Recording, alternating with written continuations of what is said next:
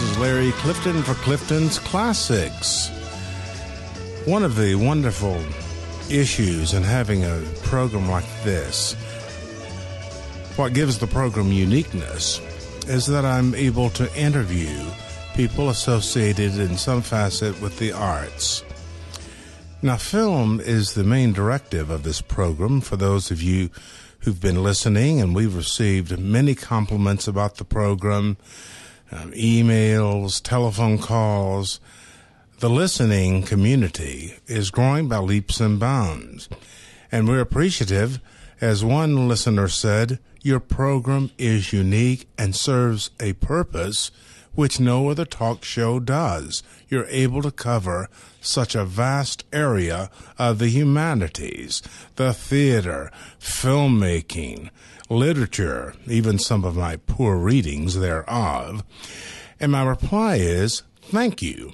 And in keeping that tradition, I'm going to introduce one of my dearest friends. You're going to say, he has such dear friends. Well, I've been very fortunate in my life. Jim England, who sponsors this program, the englandfoodgroup.com, where you should send your comments about Clifton Classics, has been a friend of mine going on 40 years. So these people surround me and have sponsored this program, and Jim has been very liberal in having guests on of any dimension I please. And therefore, one of my guests today is Shane Marr.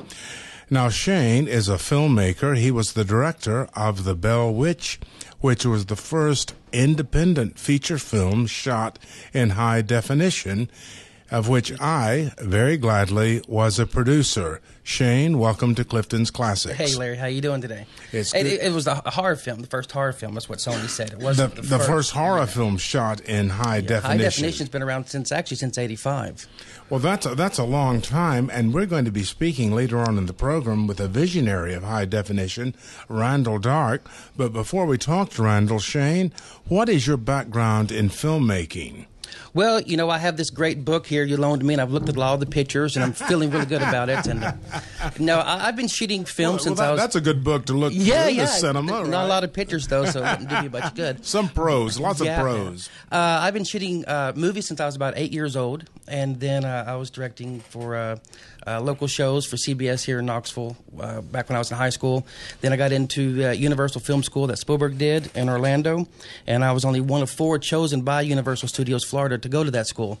It was like really cool to be there. The backlots was our... Now that was in Orlando, correct? Yeah. And what year was that, Shane? That was 1989, 1990. I see. And then from there I went on. I taught at Full Sail for 5 years. Had a studio in Los Angeles for a few years. And now, what type of school was that where you taught? Full Sail. It's one of the largest recording studios or in schools in the world. Oh, I see. Yeah, they do a lot of great stuff. They have all the nice consoles and boards. And so you were at Universal Studios in Florida. Yeah, before the park was even open. Back then, it was just a big old sand pile, and we had to wear hard hats. And the only thing that was standing were the sound stages.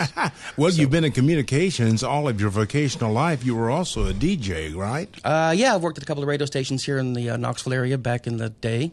Check 1, 2, 3, 4. Well, we're bringing to you the good shows. That's right. Yeah. Shane, tell me about independent filmmaking. What does that compose? Well, you know, as you told me a while back, I think we're in the second generation of the independent filmmakers. Back in the beginning, and jump in any time, filmmakers were in New York City, and then they got pushed out of New York and they went to L.A. He told me to jump, Shine. Is there a swimming pool near here with the hot weather? I don't think so. Curse splash. All right, yeah. Go on. Did I say that? So now I think we're in another one of those situations to where independent filmmakers have decided they don't like the way Hollywood's doing a lot of stuff. As you know, they're just making the same movies over and over and over. This year alone, there's going to be like 12 remakes. Yeah, well, Mad Max and that's right. Footloose. Why would you remake Footloose? Well, that's right. And they're going to remake Dirty Dancing. Wasn't it dirty enough when it first came out? Can it ever be film? Too dirty? I don't know. It can't be too dirty. But here's maybe they'll call it Filthy Dancing. Yeah. But the filmmakers today, they're able to go into their garages and this technology and the software they have in these little laptops. rival what we had at Full Sail back in the 90s. Where the computers changed everything in life, including filmmaking. And you said this is the second generation. What I mean by second generation is this is like the second revolution, where filmmakers are going. We're not going to go down the old systems road anymore where they take all the money. We're going to do it ourselves. We're going to produce the movies ourselves and distribute it ourselves. What this reminds me of is when filmmaking was first started at the turn of the 20th century. That's what I was talking about. That's exactly right. You had all of these mavericks who went to Hollywood because it was near the Mexican border, and then it had sunlight and all the other reasons, to escape Thomas Edison's Motion Picture Producers Association, which was strangling creativity. To make a film, you had to go to Edison for equipment and so forth. So these mavericks who formed Paramount, Universal, and so forth went to then Hollywood, this sleepy little community, to start films, and they were true independents. They stole equipment, they formed equipment, they made equipment, they shot films, and it was a wonderful time. The Squaw Man being the first feature film shot in Hollywood. So you and your generation of filmmakers are really doing what the formulators of Hollywood did at the turn of the century. Exactly, and technology now is allowing us to actually make movies that sometimes rival Hollywood films. You know? Well, that's right, because most people could care less if the film comes from Hollywood or not. Tell me about independent filmmaking. What is the process you go through in the formation, then the distribution, then the exhibition, the production? What is the first act for the independent filmmaker? The first act, and a good friend told me this a long time ago. Now, this is very important. You need a poster. Who was that guy? That was you, actually. You have to have a poster, and then you get a script. And then everything else just kind of falls into place. Well, Samuel Arkoff, who was the head of one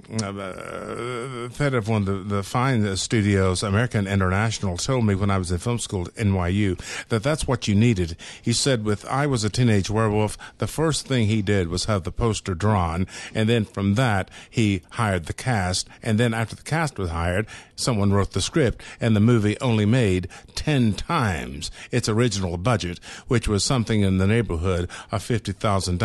All right, so you make the poster, and then you raise the money. How is that done? Independent filmmaker. Well, if you're an independent filmmaker, you kind of go to your friends and family first, and then you kind of branch out from there. As you know, making a movie, there is no one way to do it. There's a million different ways to make a million different movies. So to say this is the right path for you, or even you over there, doesn't necessarily make that true. How did the Bell Witch come about? We're running out of time for this segment, but quickly categorize and summarize the steps with the Bell Witch. How did that come about? That came about as it started out as a documentary, and as we got into it more, we realized that it was much more of a story than just a documentary, we didn't want to just do that to it. We wanted to actually turn it into a film. So the decision was made early on that we're going to retool this and turn it into a motion picture, and then one thing led to another, and the next thing you know, we're in Los Angeles with Betsy Palmer laying down the witch's voice, and then it was playing in the UK. So that's right. how it, I mean, that was really quick synopsis of how that happened. That was a quick summary. Yes. But for you independent filmmakers out there, getting the money and getting the script together and storyboarding and all the rest of it, starting the film, those are the painful but pleasurable steps you'll have to go through. Now, Shane, there is a film that you're considering. This is in the imaginary stage right now. The developmental stage. The Page Hill Battle. What is that? Well, basically, I'm doing that with a good friend of mine and business partner, Randall Dark, who's in Austin, Texas, and he's actually one of the engineer over there is giving me a 1 minute signal. So I better slow down so people can hear me a little bit better. So Randall Dark is actually one of the executive producers of Page Hill Battle, and it's basically a Rambo hillbilly type of movie. A guy comes back from the war and he just wants to be left alone, and these people kind of come in and decide they're going to take his property from him, and he won't allow it. So that's the adventure. I tell you what, since Randall's involved with that and the engineer's freaking out because you need a break, why don't we call Randall after the break and we'll get him involved with that and let him talk a little more about it. I think that's a good idea. It's a good idea. When Cliftons Classics returns, we're going to continue the conversation with Shane Marr and introduce you to Randall Dark. All right. Larry Clifton for Cliftons Classics.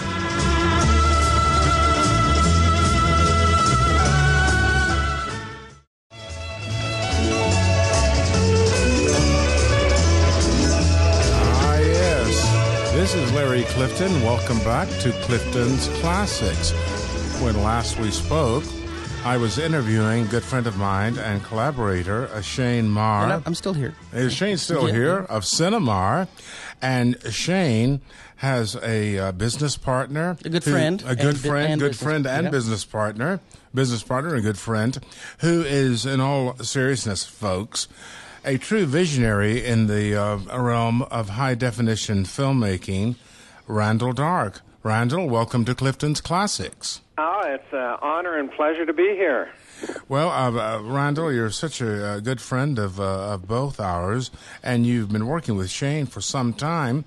Tell our audience what your background is in the field of communications. And we only have like 12 minutes. We only have about 6 hours to discuss this. Yeah, please. Because communications is our purview today. What's your field and background, Randall? Well, I'll try to keep it short. Basically, what happened was in 1986, I was fortunate enough to discover high-definition TV before people even knew it was television. And I explain it like when you see something, a little light goes off in your head or it doesn't. And unfortunately, the light went off in my head, and I went, I know what the future is for television, for cinema, for any sort of visual communication. And I went, HDTV is going to happen. Now, I was very naive back then, and I thought it was going to happen overnight. But, 25 years later, I'm an overnight success doing high definition. So you were hit with what the great John Milton termed the divine afflatus. You were standing there on top of the mountain, and the thunderbolt hit you, and you said, high definition, everyone. It's high definition. It's high definition time. Is that... Well, and Hollywood laughed at me. New York, Madison Avenue laughed at me. Everybody laughed at me. You're a back laughable then guy. I was going, guys... the technology back then was what I called user hostile, but when you saw the images, you went, they are spectacular. I want to see concerts and sporting events and, feature films in that resolution. So even though I was, as they say, a little bit ahead of the curve, I was totally blessed to see it and be involved in a lot of the firsts in the world doing high definition. Randall, how does historically we've toyed with 3D? I mean, that even went back to the 20s, and then it had a resurrection in the 50s, primarily with Vincent Price's classic horror films, House of Wax. Is an example. Classic. Boana Junction was another 3-definition film starring Robert Stack, but it never caught on. What is the difference with your high definition compared with 3D, as we understand? Well, 3D is something that I think is going to struggle for many years. I call it a one-trick pony, unfortunately. I think for certain applications, for certain type of releases, 3D is spectacular, but that being said, we have, as you know, hunter-killer brains. And when we look at 3D, that is not how we see the world. So certain applications, like some documentaries that like Shane and I did, there's a merit to 3D. Animation, 3D is spectacular. Avatar, no matter what you hear, is really animation. The virtual camera and the math using a virtual camera. And it's a fantasy world, so there's no what I call hunter-killer frame of reference. You go, I'm a cartoon world, an animation world, a fantastical world. 3D will work. But if you look at the latest 3D projects that try to create the willing suspension of disbelief, it really doesn't play very well because a couple of things, we don't see the world that way, and also you're putting glasses that have polarization left and right eye, and your brain fights it. The other thing that is detrimental to 3D is you lose 50% of your luminance output because you put polarizations at the source and on your eyes. Well, Samuel Taylor Coleridge came up with that concept, the willing suspension of disbelief, and you've told me about the differences between high definition and 3D. Shane, you wanted to interject something. A lot of the movies coming out now are just taking 2D prints and turning them into 3D, which really isn't 3D. Right, Randall? Well, yes and no. Shane, you're absolutely right. They're taking, that's why it looks so bad, is what I'm saying, some of the movies. Yeah, they take 2D prints and they make it 3D. A perfect example of what Shane says is the Harry Potter movie. A Harry Potter movie is spectacular. The writing, directing, producing, we all love it. But it's a very dark, and I don't mean thematic, I mean dark. A lot of the scenes take place at night. So you take a 2D print that was shot and created for 2D, you make it into a 3D image, and you lose 50% of the luminance output. You lose a lot of bang for the dollar there. So I think a lot of things that are detrimental to 3D are because of what Shane just said. If you want 3D, you really need to shoot it. What about 3D. Persistence of vision as far as the audience is concerned? The mind, of course, seeing the image, and then in a millisecond, it keeps that image in the brain. And we call that persistence of vision. Do you think that Hollywood now is relying on gimmickry rather than good storytelling in filmmaking, and we're relying on HD and 3D and all of these other Ds because we've run out of S's, the storytelling factor? Do you think that's true? Yeah, I think there's a lot of merit to that, but you've got to remember that Hollywood are very slow to take risks. You know, because we're dealing with millions of dollars, no matter what they're doing, it's the fear of failure.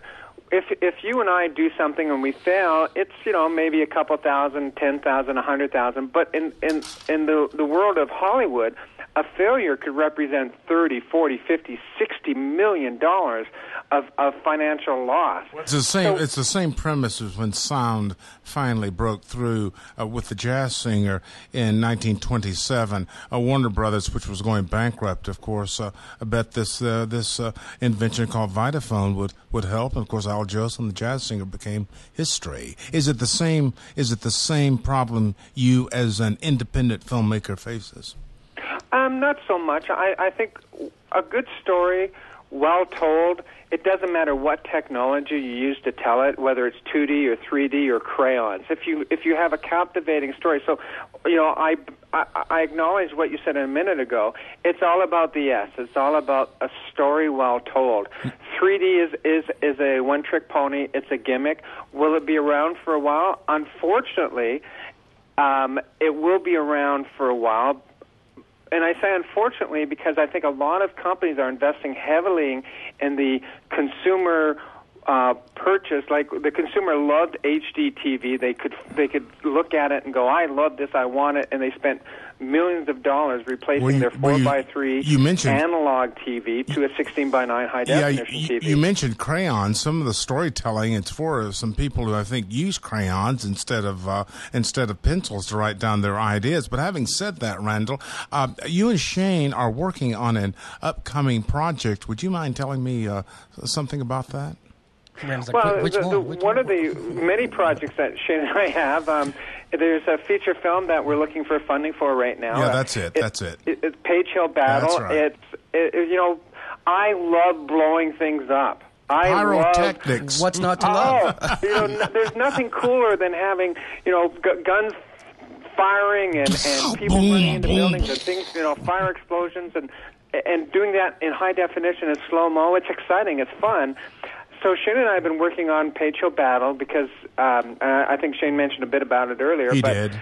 What we're looking for is just to tell a fun story, put you on a roller coaster ride where there's, you know, good-looking actors and actresses chasing each other in the beautiful, you know, Smoky Mountains and blow stuff up and just have a lot of fun. So that's. But the problem in today is you know, getting funding. You know, it's always money. And the risk factor, you know, we're working on funding right now. And as soon as we get all our funding in, Shane and I are going to make a lot of things blow up. Yeah, but with the new distribution streams, it's a lot different now than it was in the past. Yeah, so that's a really good point, Shane.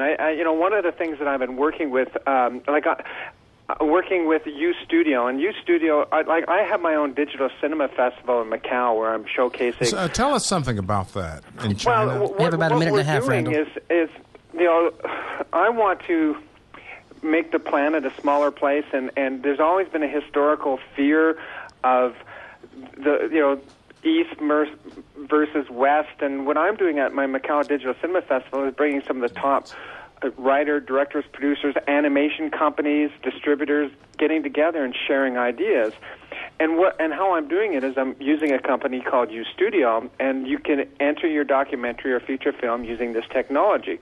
What Shane alluded to is taking that a step further, is if Shane and I create a feature film using social networking, Facebook, MySpace, Google+, we feel that we could advertise the cost through what we call pay and play, click technology, where someone's sitting at home on their TV or on their computer can actually purchase our movie without the brick and mortar mentality of distribution. And I think that's, for independent filmmakers, it's going to be huge for us. But again, you have to prove the point. So that's what Shane and I are working on. And you're fighting conservative thinking, of course, in the most pejorative sense of the word. Now, in the 1 minute we have left to us, Randall, how could you summarize your position as far as filmmaking is concerned, independent filmmaking? What's its future? I hate labeling myself, but the bottom line is I have a vision of what the future should be, and as a filmmaker you strive to do social reform, educate, entertain. So the projects I do are fun things like Page Hill Battle, and documentaries like I'm about to release Macabre's A Rising Tide, which is about the poor people in the Dominican Republic. So, well, you have a social conscience. We're running out of time, unfortunately. We have 25 speak seconds. to you all the time, Randall. Hey, Randall, thanks a lot. My pleasure. Yeah, well, thank you, Randall Dark, and I appreciate it so much. You're taking time to discuss your adventures, and Shane, thank you. Oh, thanks, Larry. For all of your Dr. help. Clifton, thanks for having me down. Well, you're very kind. Again, this is Larry Clifton thanking all of my guests today on Cliftons Classics. Thank you.